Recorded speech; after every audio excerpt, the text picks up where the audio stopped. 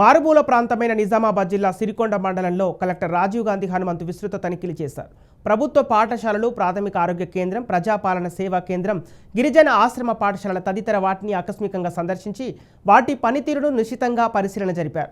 వన మహోత్సవ కార్యక్రమంలో భాగంగా ఆశ్రమ పాఠశాల ఆవరణలో మొక్కలు నాటారు. మండల కేంద్రంలోని ప్రభుత్వ జిల్లా పరిషత్ ఉన్నత పాఠశాల, ప్రాథమిక పాఠశాల, ఉర్దూ మీడియం పాఠశాలలను, వాల్గోట్ కలాన్ గ్రామంలోని జెడ్పీ హై స్కూలును కలెక్టర్ తనిఖీ చేశారు. ఆయా పాఠశాలల్లో అమ్మ ఆదర్శ కమిటీల ఆధ్వర్యంలో చేపట్టిన పనులను పరిశీలించారు.